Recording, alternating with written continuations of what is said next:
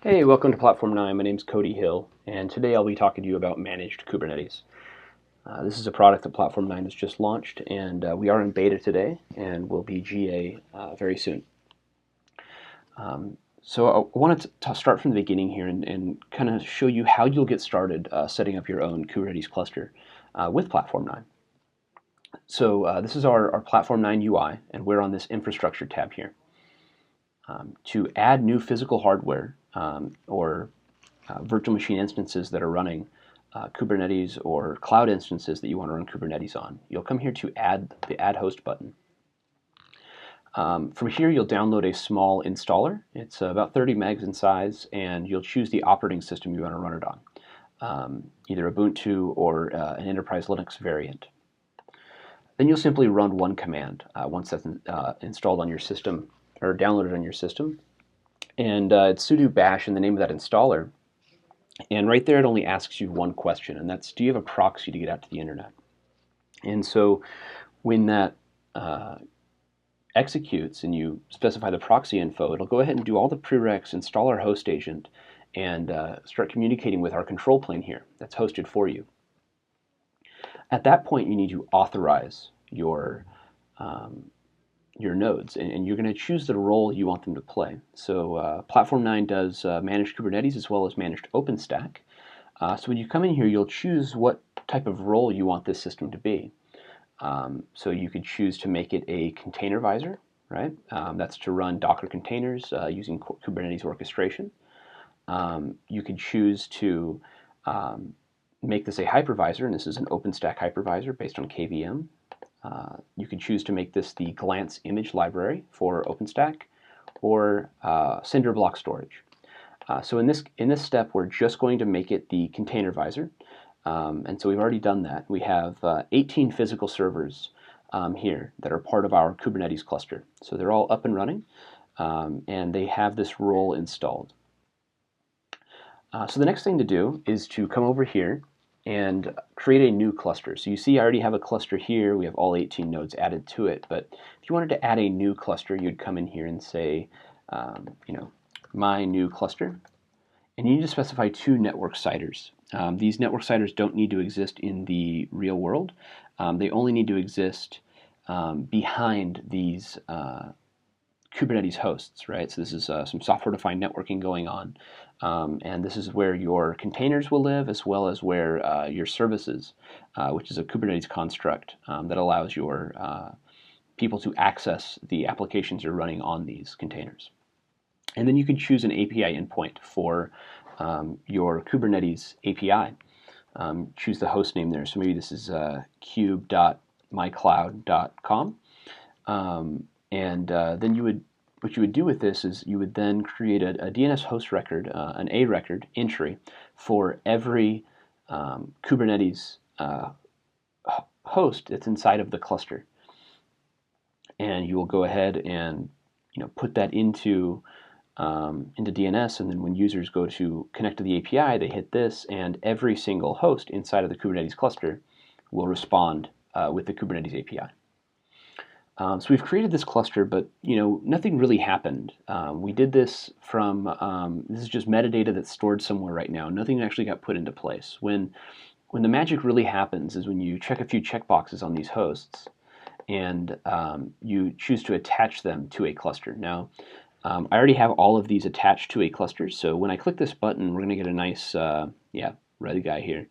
But you would choose that. You would then get the drop down to choose the cluster, and you can either expand this one and add new hosts, or you can create a brand new cluster with your new cluster here. So it'd be your choice. So that's all well and good, but we have customers asking us, how do I add hosts dynamically? And I want to scale these hosts as fast as I can. I don't want to do a manual point and click. How do I make that happen? So we do support doing all of this through the API. So we have a Resource Manager API. This is the API you would use to install our host agent and authorize yourself as a containerizer. And then we have our Kubert API. And Kubert is used to create those clusters and attach and detach nodes from those clusters. So between these 2 APIs, you can manage everything programmatically. Great. So we're up and running now. I'm going to go ahead and jump into a console to kind of show you this. So first, let's look at that the Kubert API. So not only do we have an API, we have a CLI as well. So we'll do a QB list nodes, and we'll list all of those physical nodes that we have. So there they are. There's all the physical nodes that we have in the cluster here. And now we can do a QB list clusters. So we have the cluster 1 that has 18 nodes. Then we have my new cluster there. And since we're not using it, let's go ahead and delete that cluster. So how about QB delete cluster, and then my new cluster. And there we go. It's deleted. So now we can list those clusters again. It's gone, as well as in the UI here. We refresh. It's gone. So great. So that's a quick deal on how to use QB, and if you just type the word QB, it'll print out the usage for you. And so these are all of the things that that you can manage. We do have support for cloud providers here, so stay tuned for that in another video on how to back your Kubernetes cluster with a cloud provider. But once this is up and running, you then have access to the Kubernetes API. So that's kubectl. That's the default Kubernetes API. So you do a kube git nodes, and you'll list all those physical nodes. These are all part of the cluster I'm connected to. Kubectl git pods. Those are all the pods that exist here. And kubectl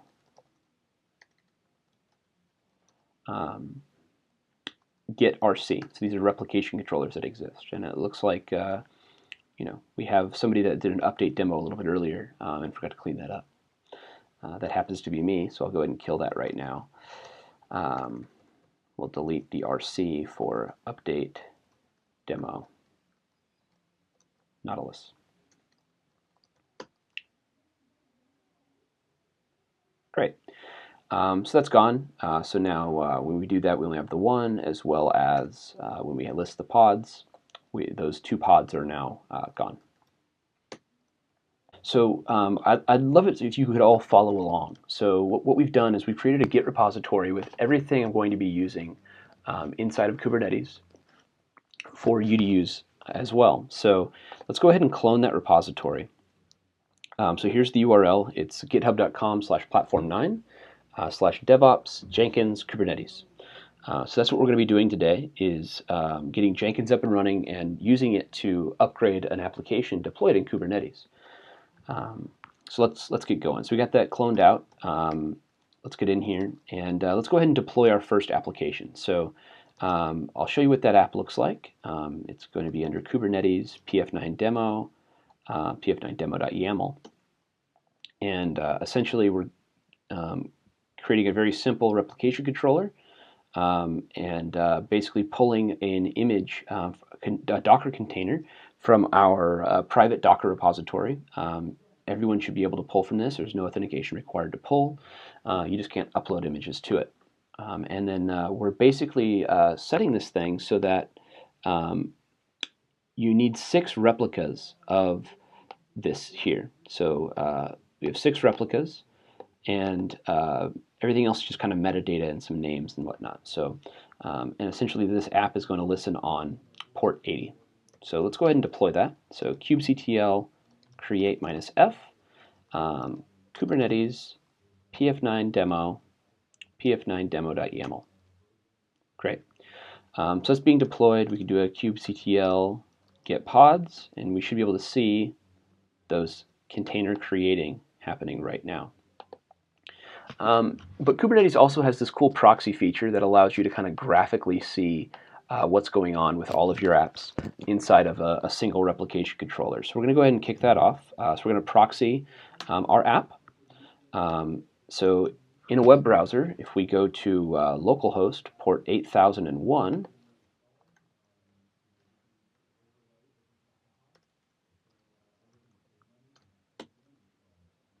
there we go. cute, cuddly kittens. Let's go ahead and make that a little larger so you can see them.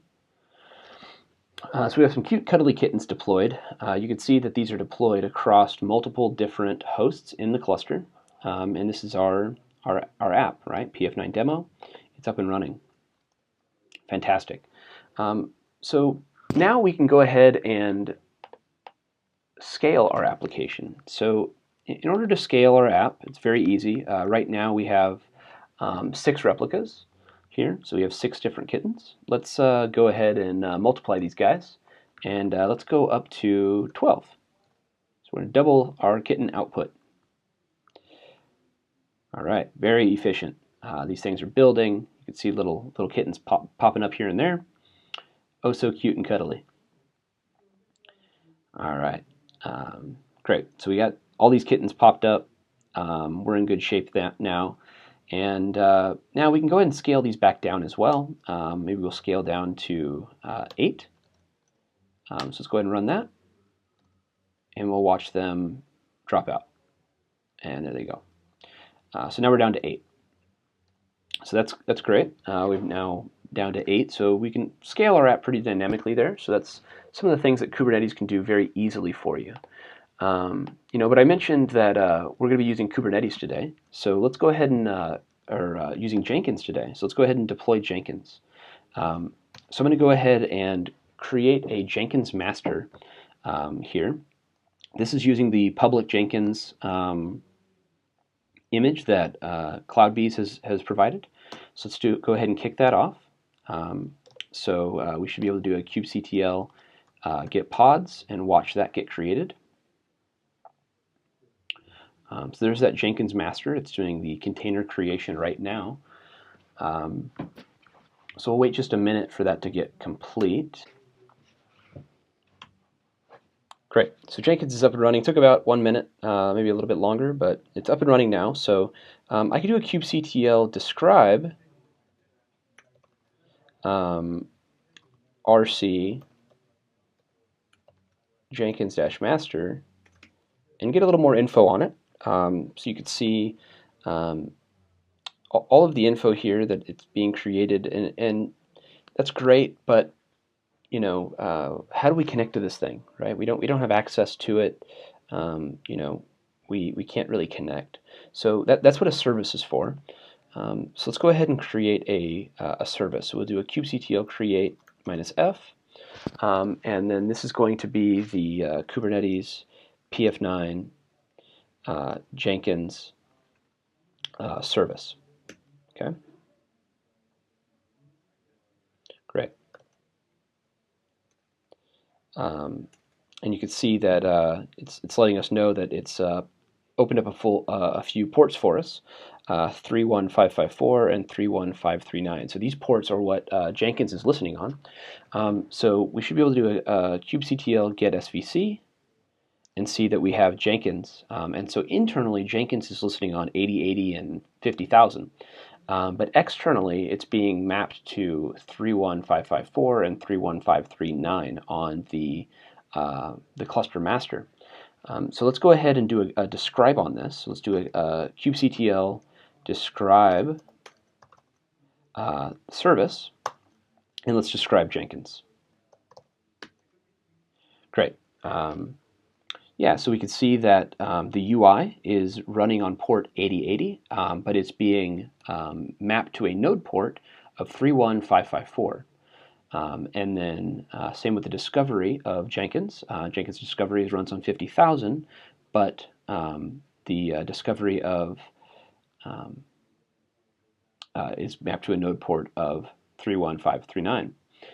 Great. So so that's all well and good, but let's go ahead and actually connect to the UI. So what we want to do there is we will do kubectl get pods or get nodes, and we can grab any node.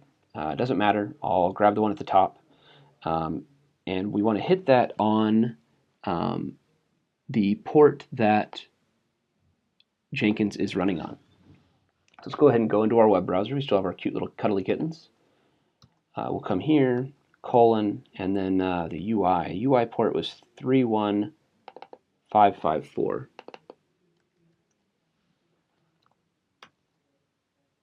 hey, we have Jenkins. And not only do we have Jenkins, we already have a pipeline created.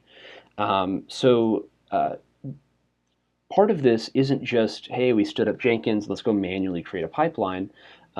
We actually are doing infrastructure as code on our continuous delivery pipelines. We're not coming in here and manually editing things. We're modifying the Jenkins config and adding the pipelines in there. So that way we can just redeploy or update, do a rolling update of our Jenkins environment to the new version of Jenkins, and it has all of our new pipelines. So we can now check in everything we're doing in our continuous delivery engine into a Git repository. So there's nothing hanging around here, and we're driving it from that angle rather than updating these and then backing things up into a Git repository. So this is some of the things that you can do here, which is pretty fantastic. But Jenkins doesn't like to do work by itself.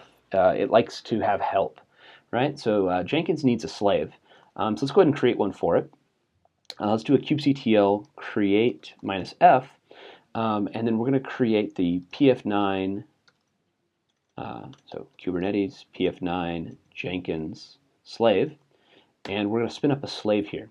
Now this slave node is automatically going to spin up and connect to Jenkins, and we didn't specify how to connect to Jenkins. All we did was say, hey, look, it's running on this service, right? The service name is Jenkins. So when you come up, ask your parent, right, your boss, whoever created you, Kubernetes in this case, where Jenkins lives, right? So it knows it by name, and then it will automatically check in, and it will connect to the service discovery port because that's advertised. So that's one of the benefits of running this in Kubernetes, is that there's this automated service discovery. So you're not hard coding.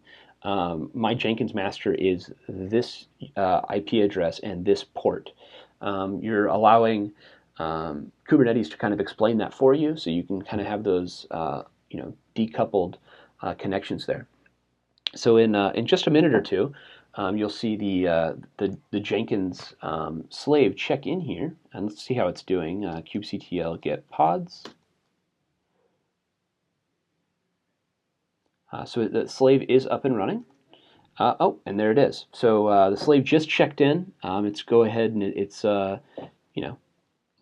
doing something now. So that's great. And we can go ahead and look at it. It's build history and check out the console output. And it's doing something right now. It's probably trying to connect out and kick off the pipeline it's running. So great.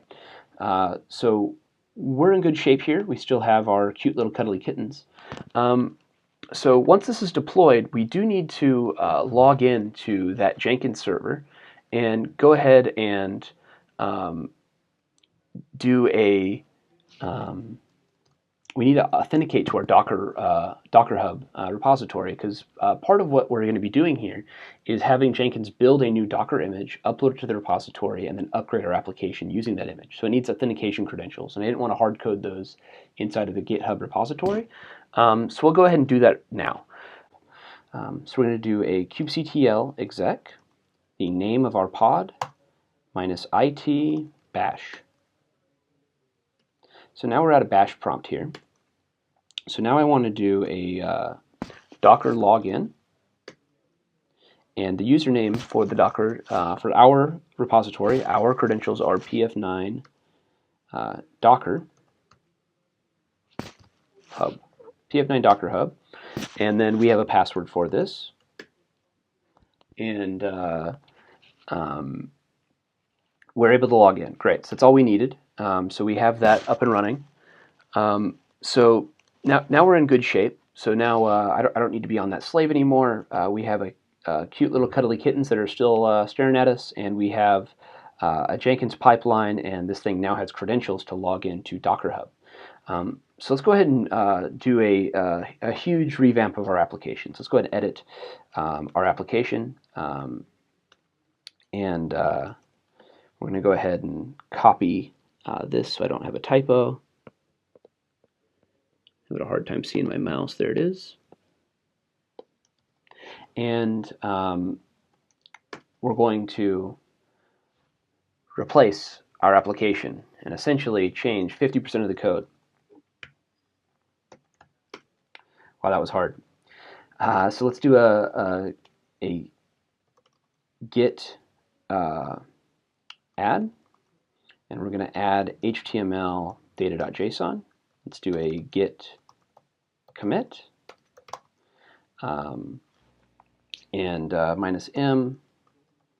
We're going to do a rolling update of our Kittens app. Okay, great. So we've updated one file there. Let's go ahead and do a Git Push.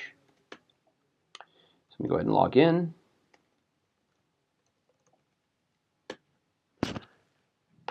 And I got a password here. Great. So we just kicked that off. So now I'm going to kind of do dual screen here. And we have all of our cute little cuddly kittens here.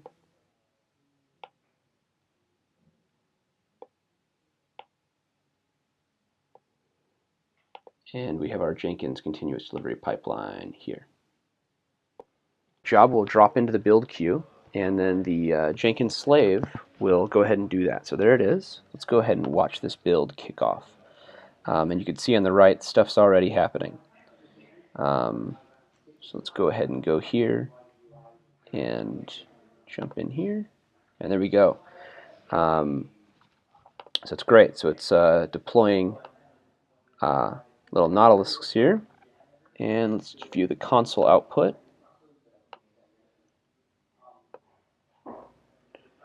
And there you go. So just by simply updating that one line of code, we're able to kick off that, that deal to go ahead and do a rolling update of this application. So that's pretty nifty stuff. We'll go ahead and watch it. But you can see that this thing is just kicking these commands off, right? kubectl rolling update.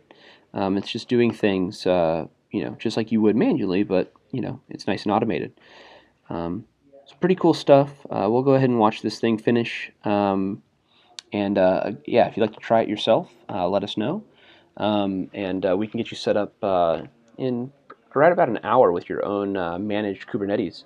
So if you do want to get up and running and kick the tires on that and test that out, please reach out to us. And then obviously all that code is up there. I'll go ahead and put up that repo one more time so you can see that.